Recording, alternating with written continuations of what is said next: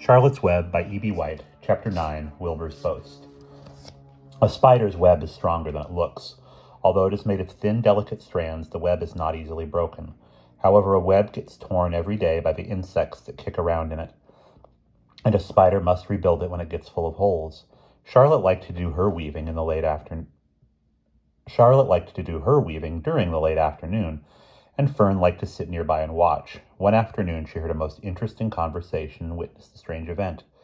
"You have awfully hairy legs, Charlotte," said Wilbur, as the spider busily worked at her task. "My legs are hairy for a good reason," replied Charlotte. "Furthermore, each leg of mine has 7 sections. The coxa, the trochanter, the femur, the patella, the tibia, and the metatarsus and the tarsus." Wilbur sat bolt upright. "You're kidding," he said. "No, I'm not either. Say those names again. I didn't catch them the first time." Coxa, trochanter, femur, patella, tibia, metatarsus, and tarsus. "Goodness," said Wilbur, looking down at his own chubby legs. "I don't think my legs have 7 sections." "Well," said Charlotte, "you and I lead different lives. You don't have to spin a web. That takes real leg work." "I could spin a web if I tried," said Wilbur, boasting. "I've just never tried." "Let's see you do it," said Charlotte. Fern chuckled softly, and her eyes grew wide with love for the pig. "Okay," replied Wilbur. "You coach me and I'll spin one. It must be a lot of fun to spin a web. How do I start?" "Take a deep breath," said Charlotte, smiling. Wilbur breathed deeply. "Now climb to the highest place you can get to, like this." Charlotte raced up to the top of the doorway. Wilbur scrambled to the top of the manure pile. "Very good," said Charlotte. "Now, make an attachment with your spinners, hurl yourself into space, and let out a drag line as you go down." Wilbur hesitated a moment, then jumped out into the air. He glanced hastily behind to see if a piece of rope was following him to check his fall, but nothing seemed to be happening in his rear, and the next thing he knew he had landed with a thump. "Oomph!" he grunted. Charlotte laughed so hard her web began to sway. "What did I do wrong?" asked the pig when he recovered from his bump. "Nothing," said Charlotte. "It was a nice try." "I think I'll try again," said Wilbur cheerfully. "I believe what I need is a little piece of string to hold me." The pig walked out of his yard. "You there, Templeton," he called. The rat poked his head out from under the trough. "Got a little piece of string I could borrow?" asked Wilbur. "I need it to spin a web." "Yes, indeed," replied Templeton, who saved string. "No trouble at all. Anything to oblige." He crept down into his hole, pushed the goose egg out of the way, and returned with an old piece of dirty white string. Wilbur examined it. "That's just the thing," he said. "Tie one into my tail, will you, Templeton?" Wilbur crouched low with his thin, curly tail toward the rat. Templeton seized the string, passed it around the end of the pig's tail, and tied 2 half-hitches. Charlotte watched in delight. Like Fern, she was truly fond of Wilbur, whose smelly pen and stale food attracted the flies that she needed, and she was proud to see that he was not a quitter and was willing to try again to spin a web. While the rat and the spider and the little girl watched, Wilbur climbed again to the top of the manure pile, full of energy and hope. "Everybody watch!" he cried, and summoning all his strength, he threw himself into the air head first.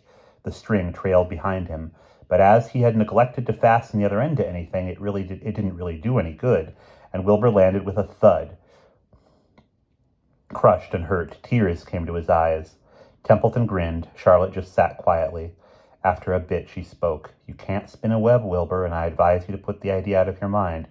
You lack 2 things needed for spinning a web." "What are they?" asked Wilbur sadly. "You lack a set of spinnerets, and you lack know-how. But cheer up, you don't need a web. Zuckerman supplies you with 3 big meals a day. Why should you worry about trapping food?" Wilbur sighed. "You're ever so much cleverer and brighter than I am, Charlotte. I guess I was just trying to show off. Serves me right."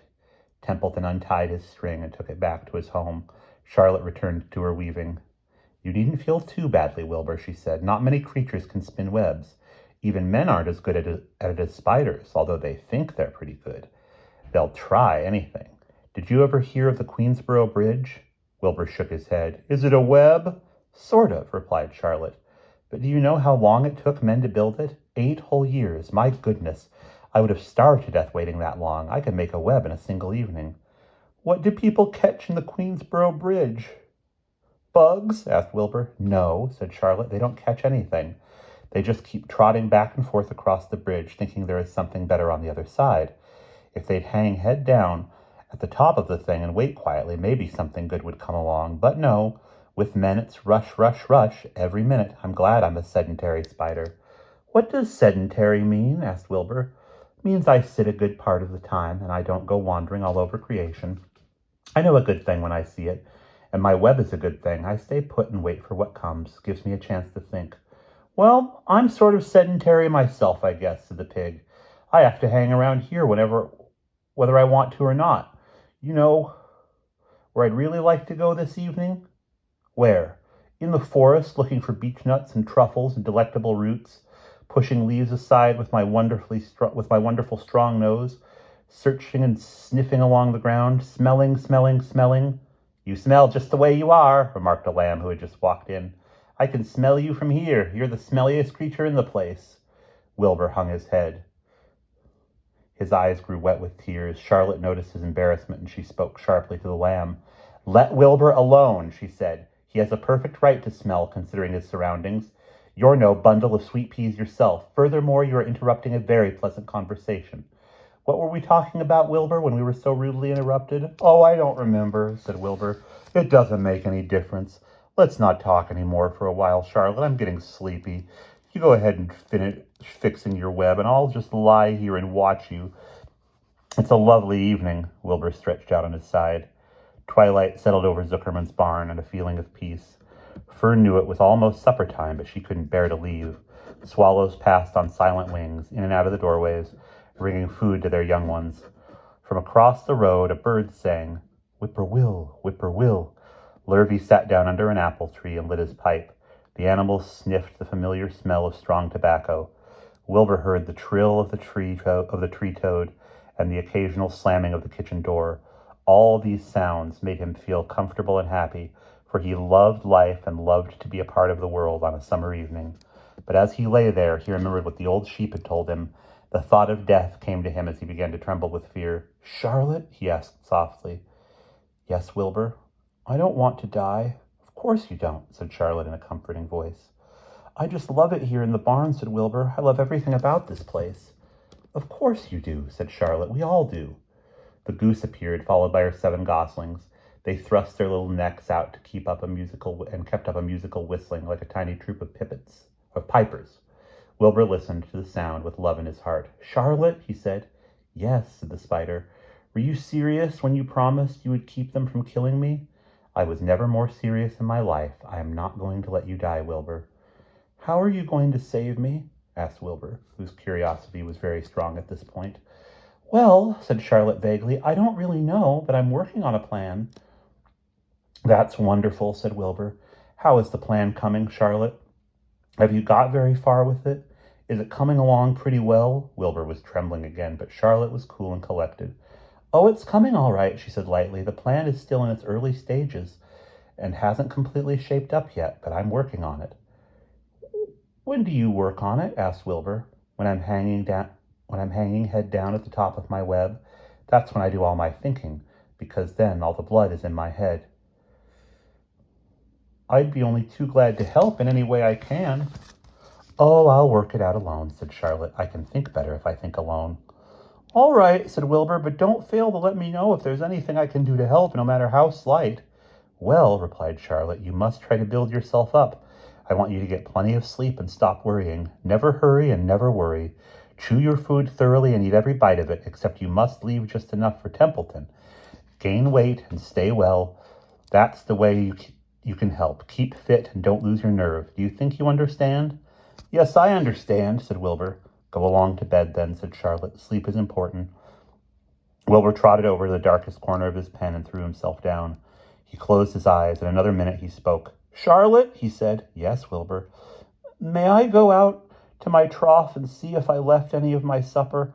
I think there's just a tiny bit of mashed potato. Very well, said Charlotte, but I want you in bed again without delay. Wilbur started to race out into the yard.